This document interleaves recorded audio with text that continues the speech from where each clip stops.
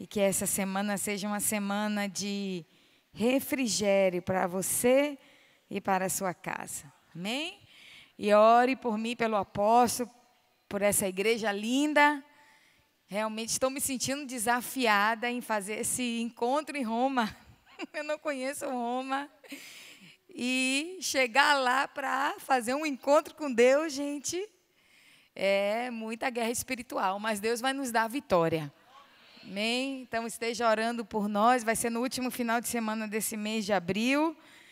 E já vou começar abrindo um jejum, e eu sei que Deus vai fazer uma obra poderosa ali naquela igreja. Amém? Glória a Deus. Mas estamos na nossa campanha da família. O Senhor soprou, devido ao tema desse mês, estamos seguindo o Salmo 84, e cada mês desse ano vai ser regido por um versículo desse Salmo. E o versículo desse mês, que é o mês 3, é o versículo 3, que diz: o pardal encontrou casa e a andorinha ninho para si, onde acolha os seus filhotes. E eu, os teus altares, Senhor dos exércitos, Rei meu e Deus meu. Então, esse texto ali fala do prazer que o salmista tem de estar na casa do Senhor. Ao ponto dele observar que o pardal e a andorinha encontrou casa, fez ninho ali nos muros da casa do Senhor. Quando você for em Israel, você vai ver isso aqui acontecendo. Porque lá em uma parte do muro ocidental, entre as pedras, existem fissuras que ali os pardaizinhos entram e fazem seu ninho, sua morada, sua casa. E o que o salmista estava falando aqui é que do prazer que ele tinha de estar na casa do Senhor. Por isso surgiu essa campanha Minha Família no Altar, e esse é o nosso desejo. A gente quer trazer a nossa família à presença de Deus, ao altar do Senhor. E fazer da nossa casa um altar também, onde Deus se manifesta de uma maneira poderosa. Na primeira quarta-feira, você recebeu uma palavra que o Caleb trouxe, falando sobre a importância de você ser profeta na sua casa. Que você precisa ter uma voz profética, porque você é aquele que conhece a necessidade da sua família. Ninguém mais conhece a necessidade da sua família do que você.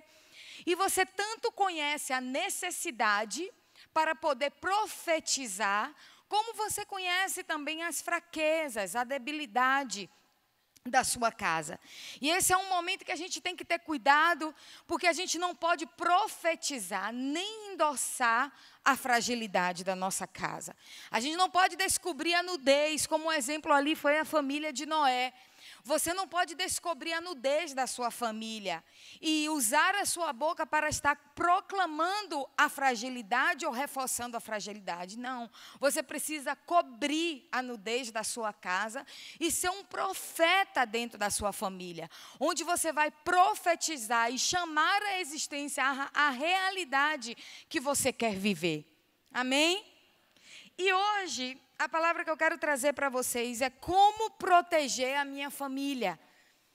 Protegendo a minha família. E o que foi ministrado na primeira quarta-feira tem tudo a ver com o que nós vamos aprender hoje também. Então, protegendo minha família. Mateus capítulo 2, versículo 13, diz assim, vamos ler as escrituras. A gente vai ler bastante Bíblia hoje. Você vai acompanhando comigo no telão e na sua Bíblia. Mateus capítulo 2, versículo 13, diz assim: tendo eles partido, eis que apareceu um anjo do Senhor a José em sonho e disse, dispõe-te, toma o menino e sua mãe e foge para o Egito e permanece lá até que eu te avise, porque Herodes há de procurar o menino para matar. Diga, para matar. Êxodo capítulo 1, versículo 15 e versículo 16. Diz assim: as parteiras desobedecem a Faraó, é o título. O rei do Egito ordenou às parteiras hebreias, das quais uma se chamava Cifra e a outra Puá, dizendo: quando servirdes de parteiras hebreias, examinai, se for filho, matai-o, mas se for filha, que viva. E quando nós lemos esses dois textos, o que esses dois textos têm em comum? Bom, em época histórica, são textos bem distintos. Um aconteceu no período do nascimento de Jesus e outro no período do nascimento de Moisés. Então, datas muito distantes uma da outra. Mas o que a gente percebe nesse texto, a semelhança que existe nesse texto, é que a gente vê que existe em ambos os textos um decreto de morte, que vem atingir especificamente a família. Existia um intento das trevas em matar, porque Jesus já declarou isso, que o inimigo veio para matar, para roubar e para destruir. Mas também ele disse: eu vim para que tenhas vida e vida em abundância. Então a gente percebe nesse texto que existe um decreto de morte. Aqui Herodes estava sendo usado pelo inimigo para querer matar todas as crianças de Belém até 2 anos de idade, porque ele queria atingir o Messias. Lá no texto de Êxodo, ali foi Faraó sendo usado pelo inimigo para destruir toda uma linhagem de Israel, matando os bebês que nasciam e que eram homens. Então a gente percebe que existe esse decreto e a gente precisa ter realidade disso no mundo espiritual. Existe um decreto das trevas que quer vir para destruir a família, para matar a família, para roubar a família, porque o diabo odeia a família. Satanás odeia a família e você precisa saber dessa realidade. Não para você ficar com medo, não para você se assustar, porque maior é aquele que está em você do que o que está operando no mundo. O exército de Deus é muito maior do que o exército do inimigo. Mas você precisa entender que a sua família é alvo do inimigo. Então, qualquer situação que possa estar acontecendo na sua casa, que de repente está saindo do seu controle, que de repente está roubando a tranquilidade, a paz, não é mera coincidência. É porque existe uma ação das trevas para defraudar, para roubar, para entrar nos lares e para destruir. E quando você tem consciência disso, é o momento correto, porque você pode se levantar com a estratégia correta e paralisar a ação das trevas. Amém, igreja? É aí que você pode entrar em ação. Então, por que o diabo odeia a família? Primeiro, porque a família é algo criado por Deus. Foi a primeira instituição criada na terra e foi criada por Deus. Família não é invenção de homens, família não é invenção do Estado, família não é invenção humana. Foi Deus que criou. E Satanás odeia tudo que Deus criou. Então Deus criou a família. Quando ele criou Adão, depois ele criou Eva, e ele apresentou Eva a Adão, e ali foi constituída uma família, através dos laços da aliança, do matrimônio. A família foi estabelecida quando Eva foi trazida pelo pai até Adão. E ali Adão libera aquela palavra tão tremenda sobre a mulher, que será que eles dois serão uma só carne, deixará o homem pai e mãe, se unirá à sua mulher, e serão dois uma só carne. E Deus ali abençoa aquele casal para se unirem em matrimônio, relação sexual e gerarem uma descendência, frutificar, multiplicar e encher a terra. E aí você vê a base de uma família funcional. Em Gênesis você já vê o que Deus estabeleceu para a família, como que a família deve ser constituída na figura do homem, a figura da mulher, que dessa união vai produzir filhos. Então essa é a base da família funcional estabelecida por Deus em Gênesis, porque família é algo criado por Deus. Aí a gente vê a bagunça que está hoje, as pessoas querendo mudar isso, querendo determinar formas de famílias diferentes, querendo enfiar isso goela abaixo, mas quando você vai para a Bíblia, é isso que você vê. Você não vê nada diferente disso. Deus não criou, Deus não apresentou para Adão 2 Evas, dizendo para Adão, aí Adão, ó, uma de cada lado. Vai construir uma família com 3 pilares. Né? Deus não mostrou isso. E Deus também não trouxe outro Adão para ele escolher entre Eva ou entre Adão. Então, Deus foi muito específico, não deu a chance, a escolha para o homem de determinar um princípio que foi ele que tinha determinado. Então, Deus criou Adão e criou Eva e apresentou. E disse aqui, é o que eu tenho para você. E ele ficou, ó, apaixonado pelo avião. E não perdeu tempo. Amém? Então, o diabo odeia isso. Por isso que o diabo quer distorcer a família. Ele quer tornar a família disfuncional. E porque a família também, ela é a matriz, ela é a base de formação do indivíduo. As pessoas são formadas na família, não são formadas na universidade. Não são formadas na escola. A escola agrega, vai agregar conhecimento, mas princípios e valores as pessoas recebem dentro de casa, dentro da família. Então, a família é a matriz, é a família que tem a forma que vai formar o indivíduo.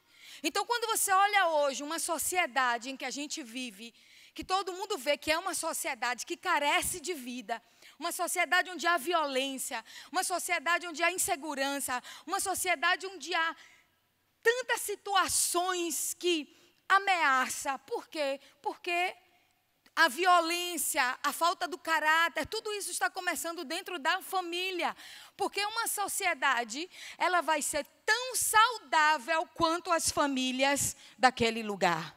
Se as famílias são fortalecidas, são saudáveis, tiverem princípios arraigados, então a sociedade vai ser forte e saudável. Mas se houver uma fragilidade na base familiar daquela comunidade, daquele local, isso se estende para a sociedade, para a comunidade e para toda uma nação. Então você entende o poder, o potencial que uma família tem?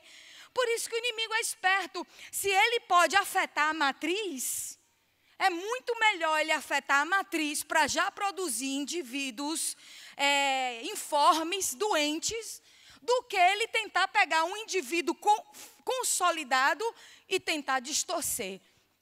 Então, o alvo de Satanás é a família.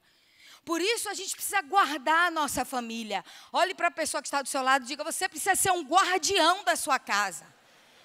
Você precisa proteger a sua casa. Sua família é seu maior bem. É o maior bem que Deus lhe deu, é a sua família.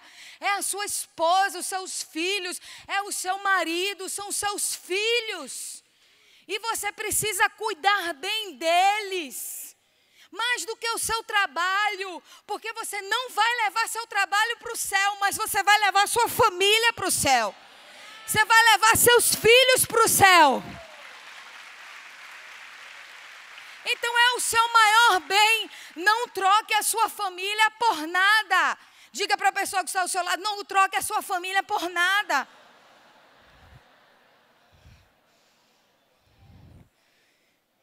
Então, Satanás odeia as famílias, isso é uma verdade, ok? Mas também existe uma verdade, e que é as boas notícias que eu tenho para você. A boa notícia que eu tenho para você hoje é que Deus ama as famílias. Deus ama a sua família. E a intenção de Deus é protegê-la, é guardá-la. Deus libera anjos para proteger a sua família. Enquanto você está aqui, Deus está liberando anjos lá na sua casa para proteger sua família. Amém? Então, Deus ama e quer salvar. Gênesis capítulo 6, versículo 5. No versículo 5 até o versículo 10, diz assim: viu o Senhor que a maldade do homem se havia multiplicado na terra, e que era continuamente mal todo o desígnio do seu coração. Então se arrependeu o Senhor de ter feito o homem na terra, e isso lhe pesou no coração, e disse o Senhor: farei desaparecer da face da terra o homem que criei, o homem, o animal, os répteis e as aves dos céus, porque me arrependo de os haver feito. Porém, Noé achou graça diante do Senhor. E eu posso pegar esse texto e colocar o seu nome aí. Porém, André Borges achou graça diante do Senhor.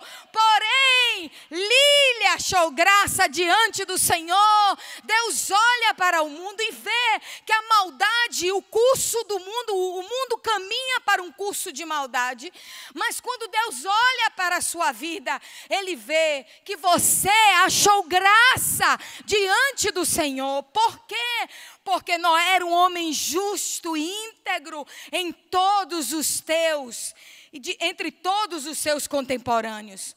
Noé andava com Deus. Quantos aqui andam com Deus? Noé andava com Deus e gerou 3 filhos. Versículo 13 diz assim: Versículo 13 diz assim: então disse Deus a Noé: resolvi dar cabo de toda a carne, porque a terra está cheia de violência dos homens, e eis que os farei perecer juntamente com a terra. Faze uma arca de tábuas de cipreste. Nela farás compartimento e calafetarás com betume por dentro e por fora. Versículo 17. Porque estou para derramar águas em dilúvio sobre a terra, para consumir toda a carne em que há fôlego de vida debaixo dos céus. Tudo que há na terra perecerá.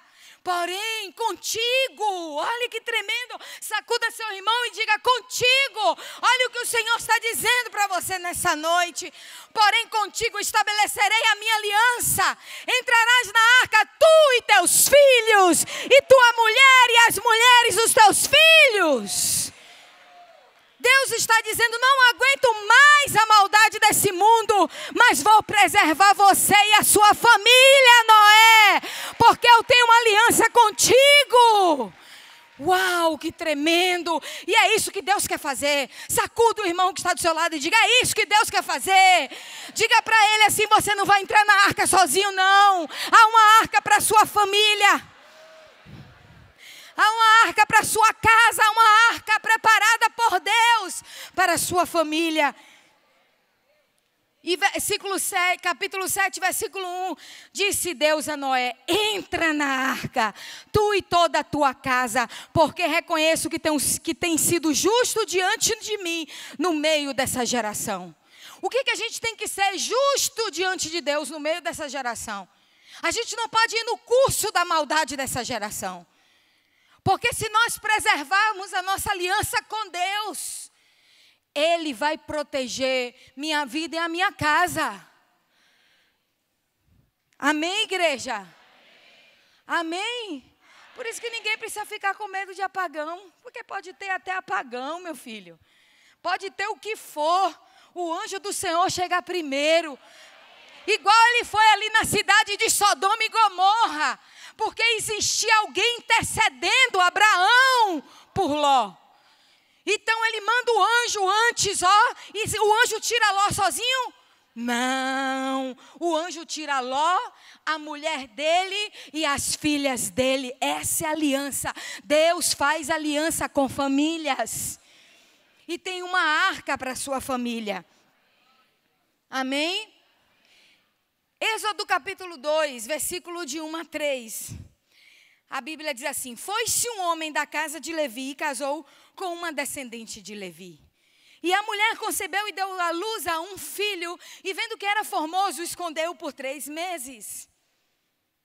E, não podendo, porém, escondê-lo mais tempo, tomou um cesto de junco, calafetou com betume e pinche, e pondo nele o menino, largou no carriçal à beira do rio. Qual é a semelhança que existe entre esses 2 textos? De Gênesis, capítulo 6, e de Êxodo, capítulo 2. A Bíblia fala da arca de Noé, e a Bíblia fala do cesto de Moisés. Agora, qual é a semelhança que existe entre a arca de Noé e o cesto de Moisés?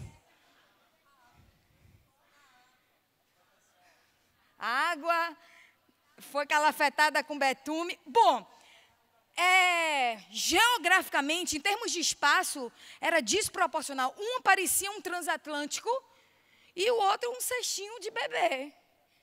Então, assim, fisicamente, era muito desproporcional. Mas você sabe que no hebraico, a mesma palavra que descreve arca é a mesma palavra que descreve o cesto de Moisés.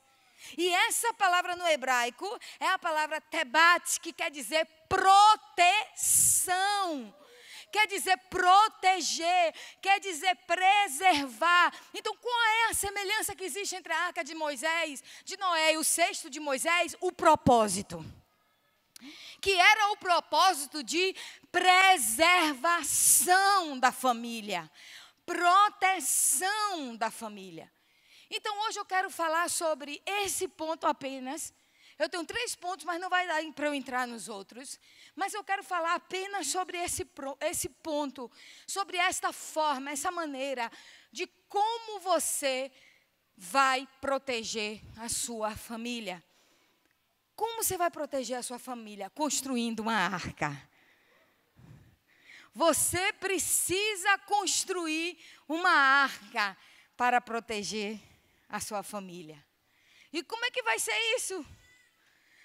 Noé levou 100 anos para construir aquela arca. Será que eu estou falando que você precisa construir um barco para colocar a sua família? Não, o Senhor já disse que não vai mais destruir a terra com dilúvio. E com águas. E já deu ali o sinal do arco-íris para a gente. Então, não é algo físico. O que representa a arca? A arca é um ambiente.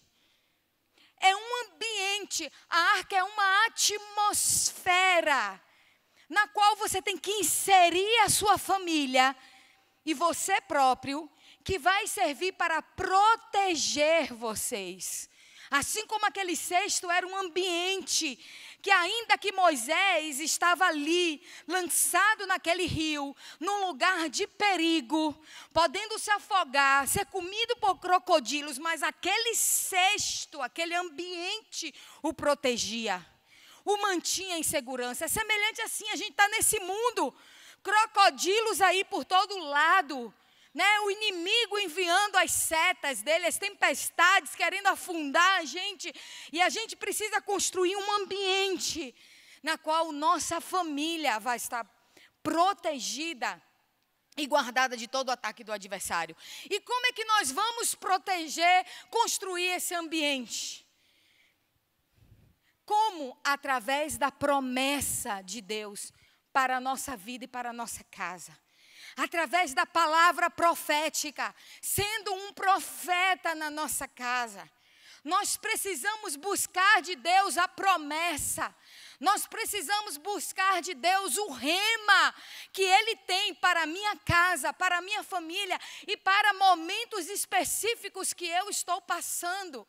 Porque a promessa de Deus declarada, profetizada, que vai construir um ambiente de proteção, ela vai se contrapor a toda a mentira que o Satanás está querendo colocar na sua mente.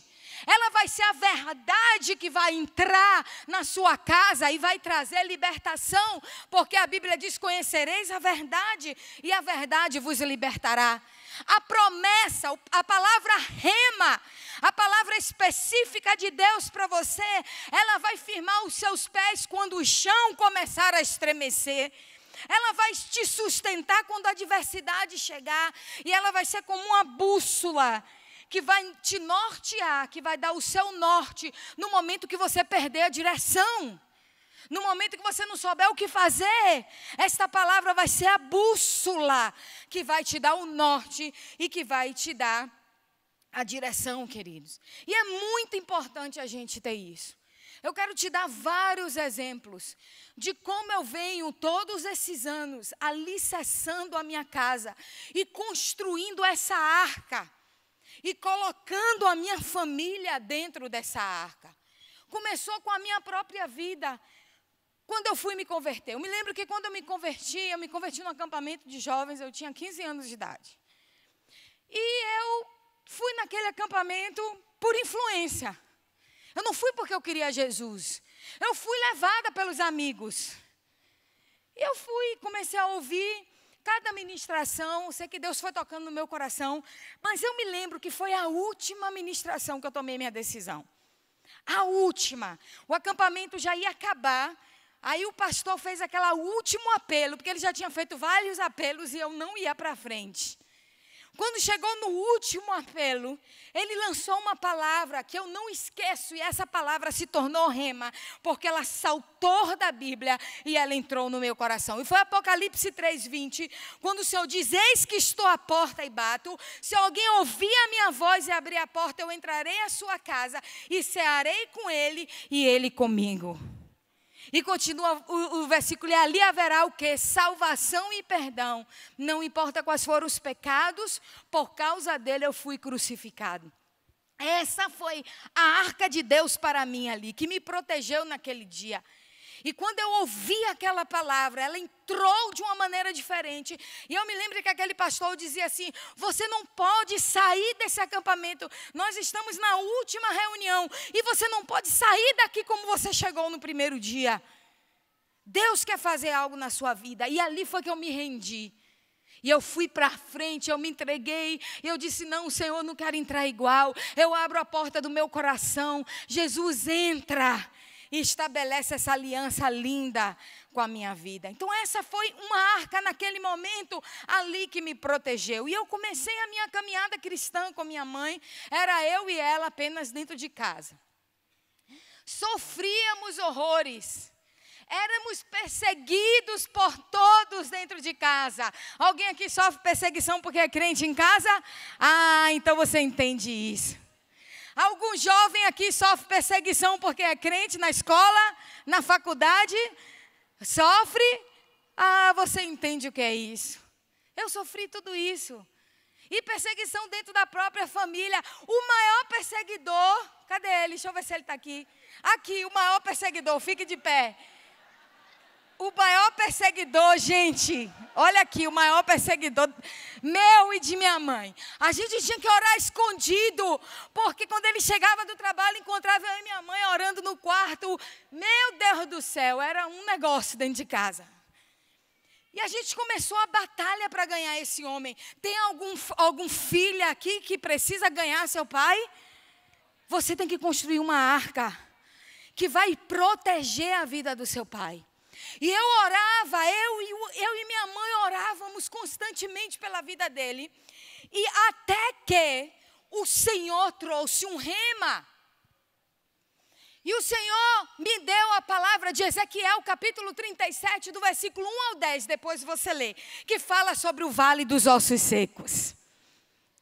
E Deus falou assim para mim: filha, daqui em diante você vai orar pelo seu pai assim. Primeiro Deus me perguntou: você crê que esse vale pode receber vida? E eu tive que dizer: amém, Senhor, porque já eram anos orando sem nada acontecer. Então eu tive primeiro que me converter, eu tive que primeiro acreditar. E o Senhor falou para mim: filha, seu pai não vai vir pelo amor, ele vai vir pela dor. Eu pensei que meu pai ia ficar doente, que meu pai ia ter alguma enfermidade. Eu liguei para minha mãe e disse: minha mãe, se prepare, Deus está me dizendo isso. Deus me deu Ezequiel 37 e disse que agora a gente tem que orar por meu pai assim. Ó, ser profeta em sua casa. Ossos secos, receba vida. E chamar vida. E eu e minha mãe começamos a orar assim. E ela orava assim. E proclamando: receba a vida, a vida. Acho que ela acordava de madrugada e ficava assim, ó, soprando nele. E dizendo: receba a vida, ossos secos. Receba a vida agora. Receba carne. Receba tendões agora. Receba fé. Receba. E venha o Espírito dos quatro cantos da terra e sopre. E foi depois dessa palavra que foi a arca que nós construímos ao redor dele, sem ele nem saber. Porque às vezes não precisa nem a pessoa saber. Se Deus deu a palavra, você precisa ser o profeta da sua casa, que vai gerar esse ambiente, que vai proteger a sua família. E logo depois que Deus deu essa palavra, não demorou muito, e a gente começou a ver os sinais da chuva de Deus, a pequena nuvem da chuva de Deus vindo para abençoar a vida de meu pai. E hoje vocês sabem e conhecem a bênção que ele é na casa do Senhor, amém? Então funciona. Diga para a pessoa que está do seu lado, construa uma arca para a sua família. E foi algo sobrenatural. Aí eu comecei o processo para eu construir a minha família, a minha base. A gente não constrói uma família quando a gente conhece alguém e a gente casa, queridos. A gente tem que construir antes. A gente tem que pagar o preço.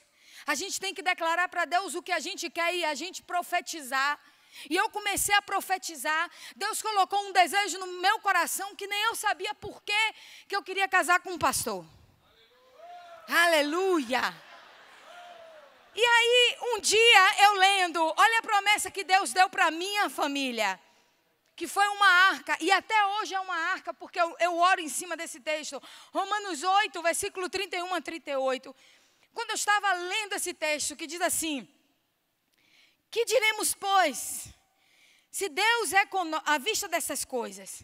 Se Deus é por nós, quem será contra nós? Aquele que não poupou o seu filho, antes por todos nós o entregou, porventura não nos dará graciosamente com ele todas as coisas?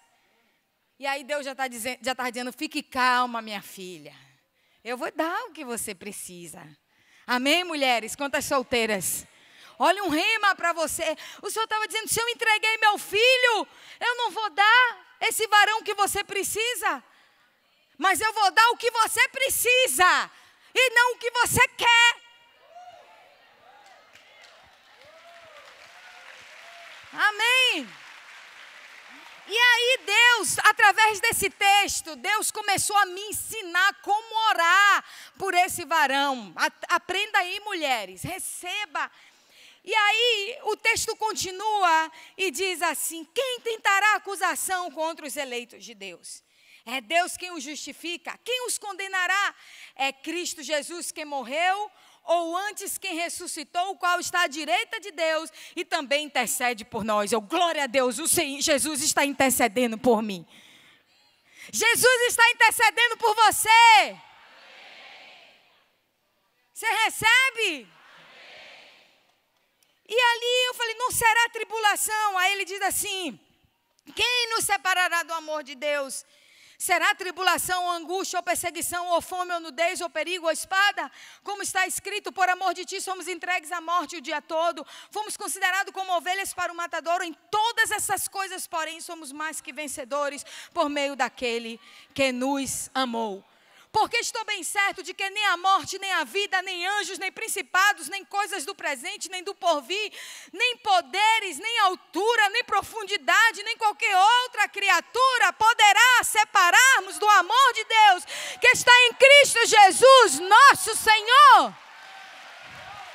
Você tem até que respirar fundo para conseguir terminar esse versículo de tantas bênçãos que o Senhor lhe mostra. E quando eu vi isso, eu fui confrontada com esse texto foi um rema para mim. E eu falei, meu Deus, que amor é esse?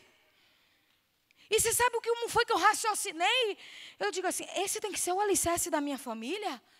Minha família tem que ser alicerçada no amor de Cristo. Porque assim ela vai ser firme. E eu comecei a orar. Senhor, quando eu orava pela minha família, que a estrutura, que a base da minha família seja o amor de Deus. Que a base do meu relacionamento com meu esposo seja o amor de Deus. Que primeiro o amor que cresça seja o amor de Cristo em nossos corações. E eu comecei a orar, e até hoje eu oro por isso. Porque o amor de Deus é a base de tudo, querido. Se tiver o amor de Deus, vai ter tudo.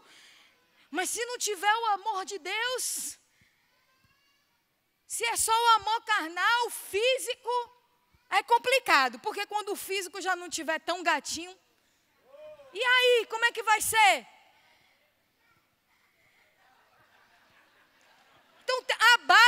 ser o amor de Deus, porque nunca vai faltar o respeito, nunca vai faltar a honra.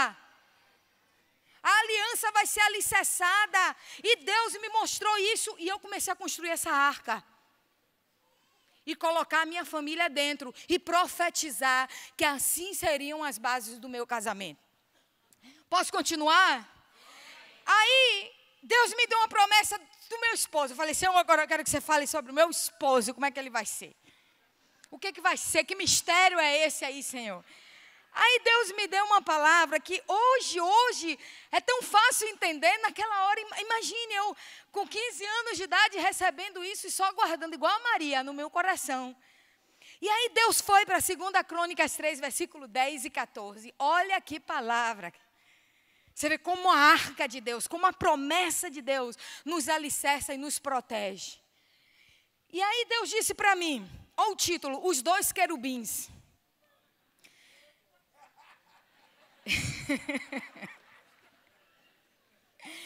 2 Crônicas 3, versículo 10 ao versículo 14, diz assim: no Santo dos Santos fez 2 querubins, de madeira, e os cobriu com ouro.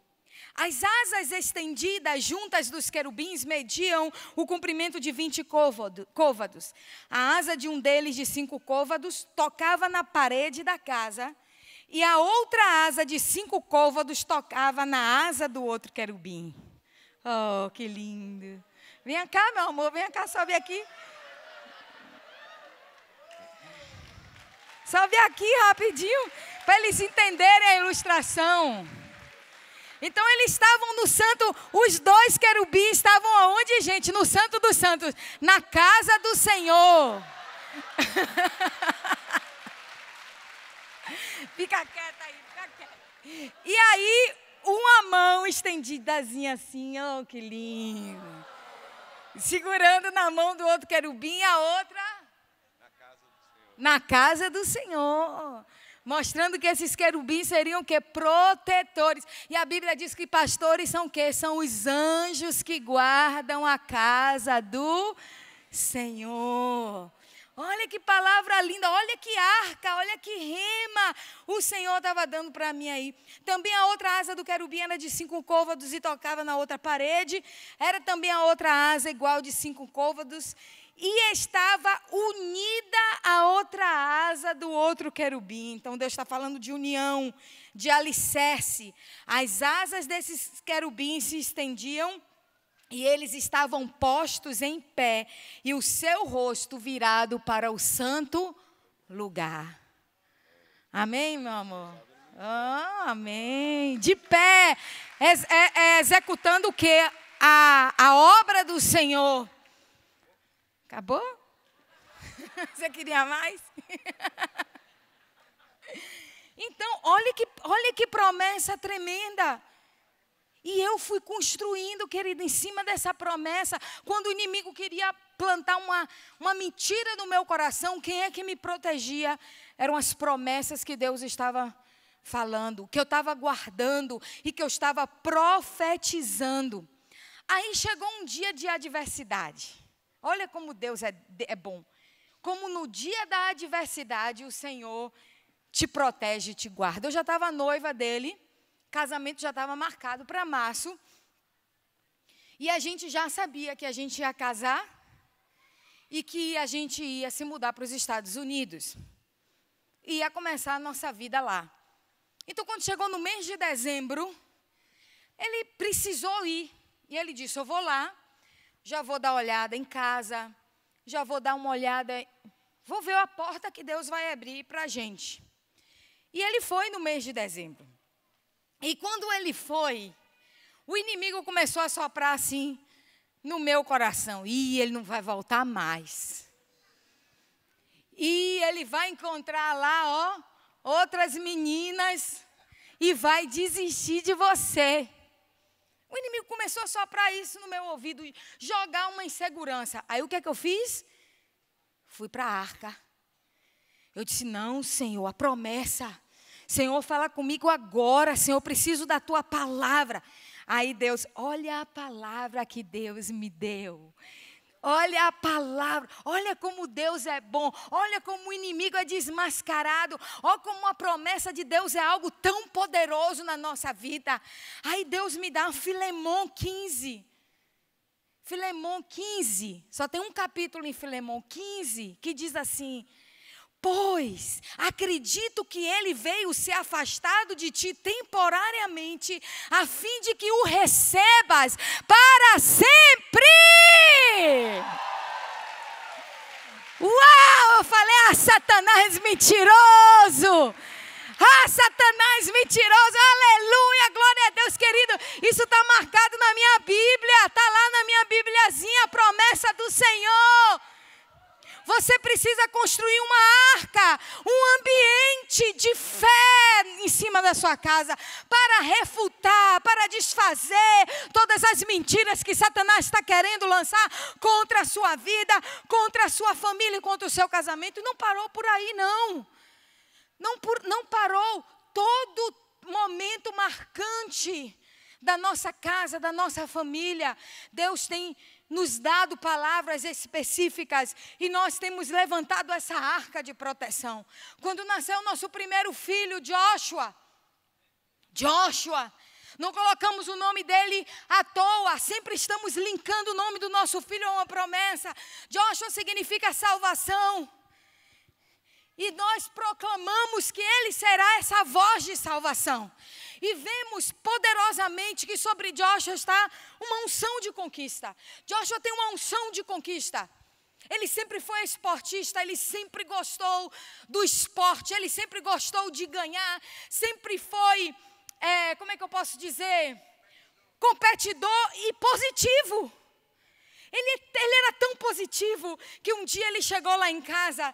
Ele era pequeno, eu não sei quantos anos ele tinha, ele chegou lá em casa, ele gostava muito de futebol, eu não esqueço isso, porque isso foi marcante. Ele chegou lá em casa com um convite do Barcelona, do time do Barcelona, e ele fez assim: pai, eu fui convidado para fazer um teste no time de base do Barcelona, pai, eu fui convidado, pai. E aí o apóstolo fez: foi, meu filho, você foi convidado para fazer esse teste? E como foi isso? Me conte aí, como é que esse convite veio? Quem te chamou? Não, pai, eu estava passando ali na sinaleira e estavam distribuindo, pai. E eu peguei, pai. Eu fui convidado, pai. Aí a gente: amém, Joshua. Vamos fazer essa seleção e você vai passar. Desse nível aí. Não é porque era uma criança, não. Deus colocou isso no espírito dele. E ele sempre vai ver as coisas fáceis, porque essa é a unção que está sobre a vida dele. Lendo a Bíblia uma vez, Deus me mostrou que a unção que está sobre ele é a unção apostólica. Que ele vai ser aquele filho que vai alargar as tendas do ministério. Como apóstolo, ele vai abrir as igrejas e ele vai arrebentar nas conquistas territoriais.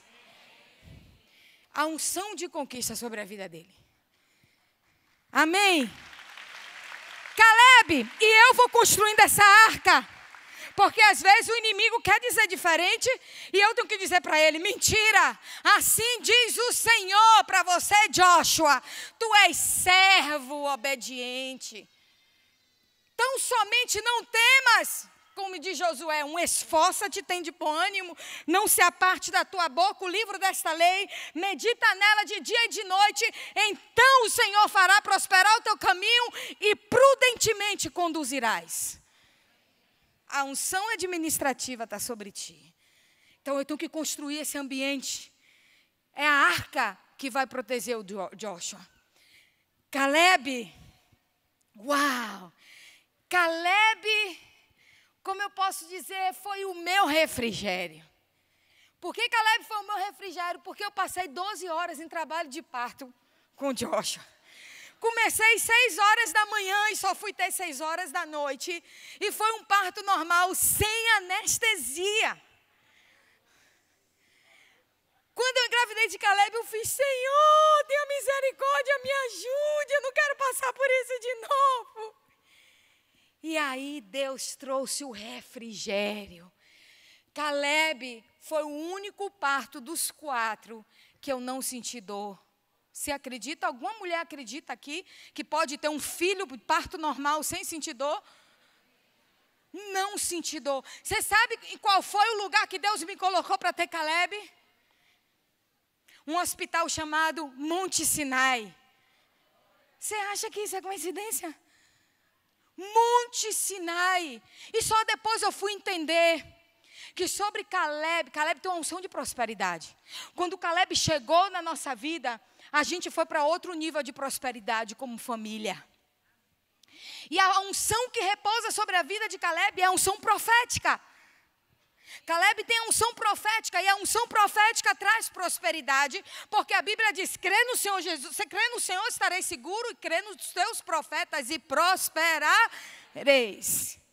Então a unção de prosperidade está sobre ele. E Monte Sinai, por quê? Porque era no Monte Sinai que Moisés, um dos maiores profetas da Bíblia, subia para ouvir a voz do Senhor e ter revelação, e trazer a revelação para o povo. E eu disse para ele: assim será o seu ministério. Você é chamado, Caleb, amigo de Deus, e Deus te levará para o Monte Sinai, que será o seu quarto, e ali você receberá a revelação do Senhor para transmitir ao povo. E isso vai trazer a prosperidade para a igreja e para a sua vida. Então é a arca que vai proteger ele quando o inimigo quiser dizer diferente. Raquel, cadê Raquel? Raquel, vocês conhecem, muitos conhecem a história de Raquel. Raquel, um profeta, o filho de Reno-Rim, o filho não, irmão, Reno-Rim, profetizou para mim, e ele disse: Niara, daqui a 2 anos você vai ter uma filha, e ela vai ter o sinal do, quem sabe? Avivamento. Quando Raquel nasceu, as irmãs fizeram um banner e botaram no quarto do hospital: o avivamento chegou. O avivamento chegou, uma unção de avivamento. E o Senhor ainda disse: ela se chamará Raquel. Por quê? Porque Raquel, você tem uma natureza que não tem como você se afastar dela ou se desviar dela. E a sua natureza é de ovelha. Raquel significa ovelha, e ovelha é obediente. E a ovelha tem uma característica: ela escuta a voz do pastor e ela segue. Então, seu ministério vai ser marcado assim, uma sensibilidade para ouvir a voz de Deus.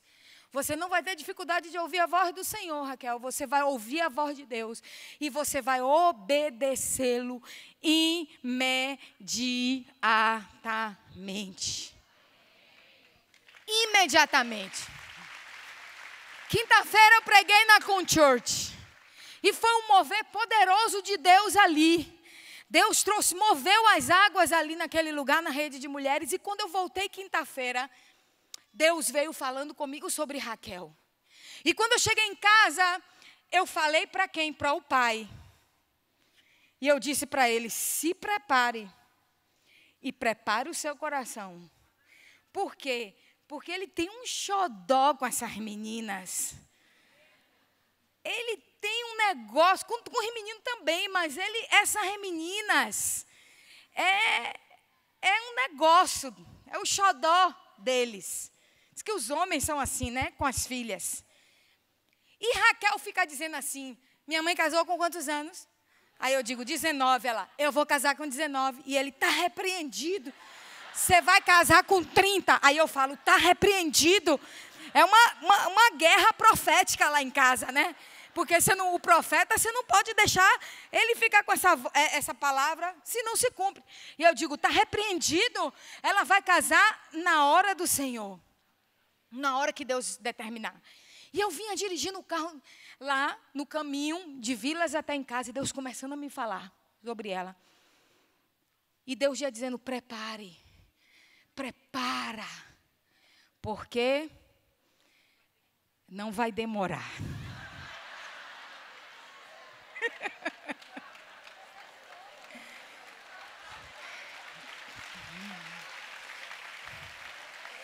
E Deus falou assim para mim, Raquel. Deus falou para mim que quando ele olha para você, ele vê metade, ministerialmente. A outra metade, ele vai unir com seu esposo, porque o chamado dos dois é o mesmo. Essa unção de avivamento, essa herança está sobre os dois. Então Deus tem pressa de unir para potencializar esse ministério. E eu vi o ministério deles enchendo estádios, uma unção de evangelística. Uma unção evangelística, ele traz o avivamento. O evangelista traz os milagres, os prodígios, os sinais e as maravilhas. E esse é o ministério. Então Deus te falou, prepara-te, não vai ficar assim debaixo das suas asas, não. Prepara-te para ela voar. Ah, eu amém, Senhor. Amém.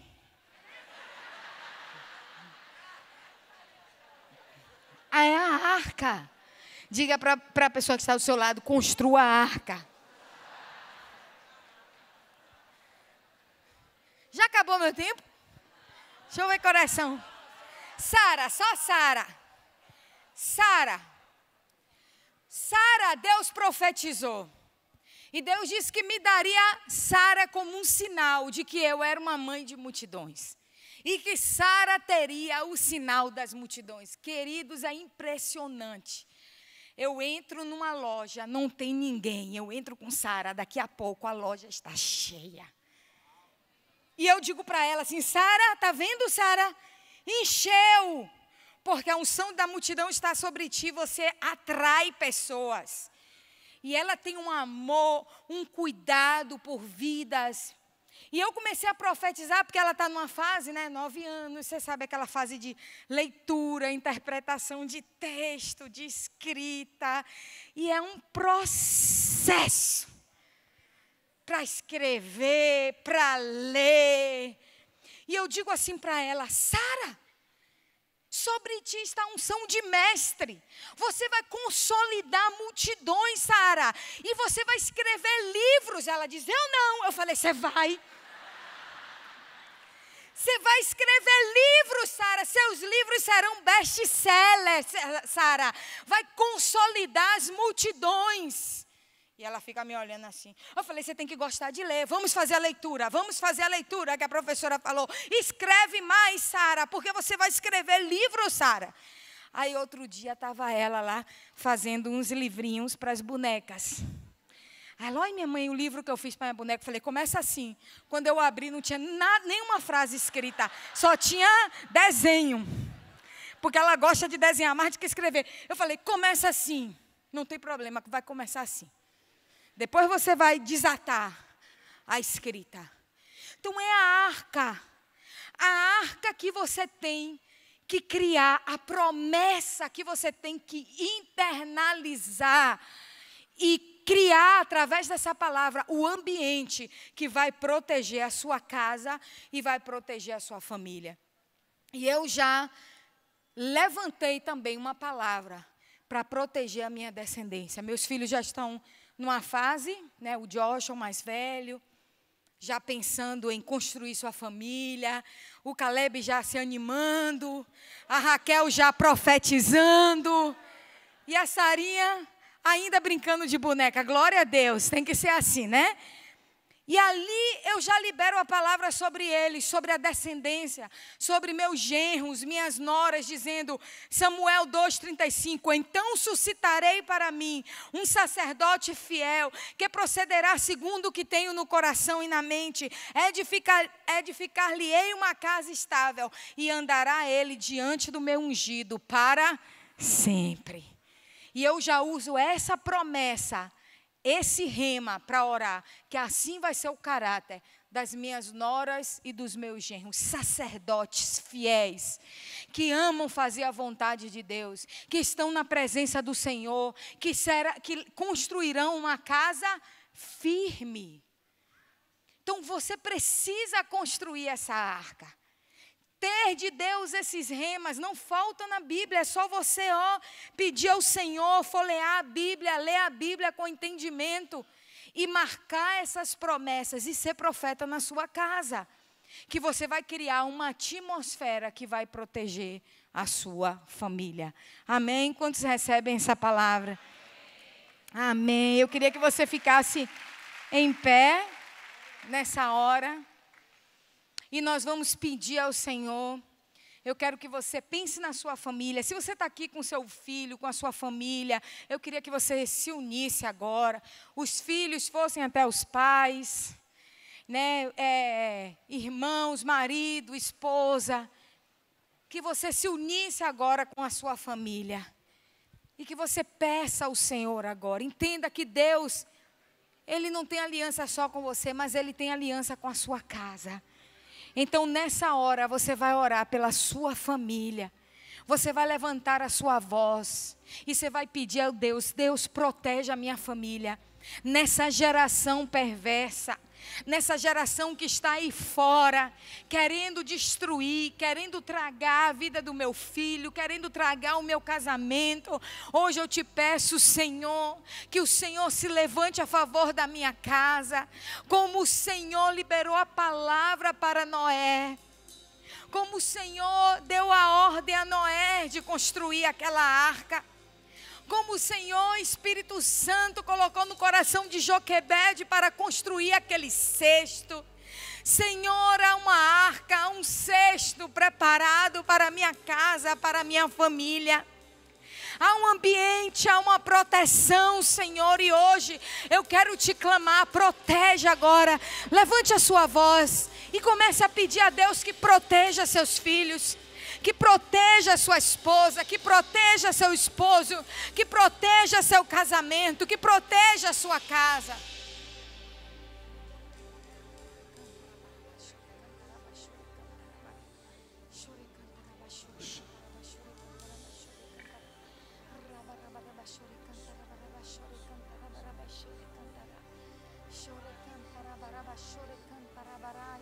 Levante a sua voz. Clame a proteção do Senhor. Clame pela proteção do Senhor sobre sua casa. Protege nossa casa, Senhor. Protege nossa casa. Protege a nossa família, Senhor. Há uma arca, há uma arca, há uma arca de Deus para a sua casa. Oh,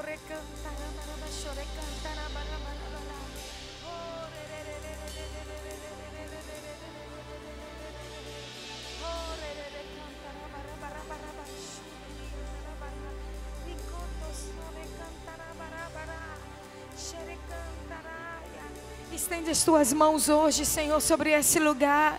Abençoa, Senhor, essas famílias. Hoje nós estamos clamando, Senhor, protege essas casas, protege essas famílias, Senhor. Protege esses casamentos, ó Deus, que estão na mira do inimigo, que o inimigo quer destruir, Senhor. Toda palavra, Senhor, de morte, de destruição, lançado contra essas famílias, eu declaro hoje que não prosperarão, Senhor. Serão condenadas agora, Senhor. Todo trabalho feito nas trevas, no oculto, no escondido, Senhor, eu chamo agora que seja trazido à luz agora, para que os anjos do Senhor vejam todo trabalho de feitiçaria, todo trabalho de bruxaria contra essas famílias agora, seja trazido à luz, seja denunciado agora, pelo poder que há no sangue de Jesus. E que o Senhor dê ordem agora aos teus anjos, Senhor, para ir lá nas encruzilhadas, lá no fundo dos rios, dos mares, e desfazerem agora essa obra. Em nome de Jesus, arrancar a legalidade da mão do inimigo, arrancar a palavra de destruição agora. Em nome de Jesus, eu declaro anulado toda ação de Satanás contra esses casamentos, contra essas famílias, contra esses laços de amor, de união. Em nome de Jesus, eu declaro o mover das águas de Deus, de cura, águas de cura sobre essas famílias. Eu declaro que esses casais viverão esse ano um tempo de restauração restauração nos seus relacionamentos, um tempo onde o casamento deles serão alicerçados no amor de Cristo. O teu amor será a base dessas famílias, e famílias fortes e estruturadas serão levantadas aqui nesse lugar. Filhos que amam ao Senhor, dedicado ao Senhor, famílias que se levantarão no altar do Senhor, Pai. Nós declaramos isso, que o Senhor, ó Deus, traga a promessa, o rema para cada um deles, e que seja construído essa arca de proteção sobre a nossa casa, em nome de Jesus. Em nome de Jesus. Que assim como o cesto de Moisés foi coberto com betume, assim como a arca que Noé construiu foi coberto com betume, declaramos que cada família está protegida pelo sangue do Cordeiro. Amém. Aquele sangue reveste a sua casa, o sangue de Jesus reveste o seu casamento, o sangue de Jesus reveste seus filhos, por dentro e por fora da sua casa existe uma cobertura, por dentro e por fora da sua família existe uma proteção. É o sangue do Cordeiro, bendito Jesus Cristo. O inimigo não poderá atravessar, não haverá água, não haverá dilúvio, não haverá nenhuma força do inimigo que atravessará o sangue do Cordeiro, porque o sangue de Jesus levanta uma muralha de proteção ao redor da sua casa. Toda intenção do diabo caiu por terra, toda palavra que se levanta contra a sua casa bate no sangue de Jesus e cai por terra. Nenhuma arma forjada contra a sua casa prevalecerá, porque o sangue de Jesus, assim como protegeu as famílias do Egito, o sangue de Jesus protege a sua casa. Se o sangue de animais protegeu famílias no passado, o sangue de Jesus muito mais protegerá a sua casa. Sua casa está guardada debaixo do pacto, debaixo da aliança do sangue de Jesus. Quando o inimigo olha para a sua casa, ele vê a sua porta e ali está a gota do sangue de Jesus Cristo, o Cordeiro perfeito de Jesus, de Deus, Jesus Cristo. E nenhum mal prevalecerá, nenhum mal virá sobre a sua casa. Qualquer ação hoje que possa estar acontecendo, o sangue destrói completamente. E o Senhor te dá palavra, o Senhor aviva promessas no seu coração. Aleluia. E sua boca será profética dentro do seu lar, em nome de Jesus. Dentro do seu lar. E assim como você declarar, assim sucederá diante dos seus olhos, em nome de Jesus. Quem crê nisso pode dizer amém. Amém. Amém. Nós vamos encerrar esse culto entregando uma oferta por nossa família, entrando em pacto com Deus pela nossa casa. Essa é a segunda forma que nós temos para proteger a nossa família, que nós vamos falar no próxima quarta-feira. Mas pela fé nós já vamos exercer isso, sinalizar no mundo espiritual para Deus, entrar em pacto hoje. Essa oferta que você vai dar, você vai dizer: Senhor, eu estou dando essa oferta pela minha casa, pela minha família, porque a minha família vai entrar na arca. Essa arca será levantada na minha casa. Esse ambiente de proteção que virá pela palavra profética vai proteger meus filhos e vai proteger a minha casa. E você vai dar a sua oferta ao Senhor. Não saia ainda, nós vamos terminar o culto. O culto não termina com a oferta é parte da adoração. Entregue sua oferta e volte para o lugar. E nós vamos dar a bênção final, tá bom? Senhor, nós queremos entregar essa oferta a Ti, Senhor, como um sinal, ó Deus, da nossa aliança contigo. É o pacto que nós entregamos pela nossa casa, pela nossa família, pela salvação daqueles que precisam ser salvos, pela santificação daqueles que precisam ser santificados, para que eles sejam guardados e para que eles sejam protegidos por Ti. Que eles entrem na arca do Senhor, que eles entrem na promessa do Senhor e sejam alcançados e protegidos todos os dias da sua vida pelo Senhor. Recebe essa oferta, Senhor, nós te entregamos agora com todo o nosso coração.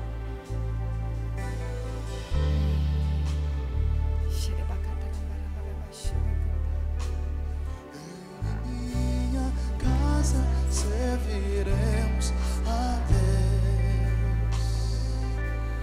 Eu e minha casa serviremos a Deus.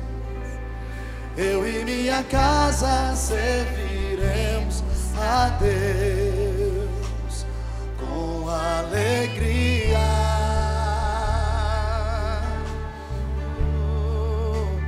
Eu e minha casa serviremos a Deus.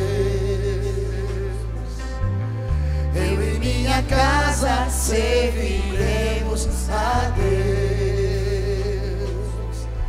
Eu e minha casa serviremos a Deus com alegria.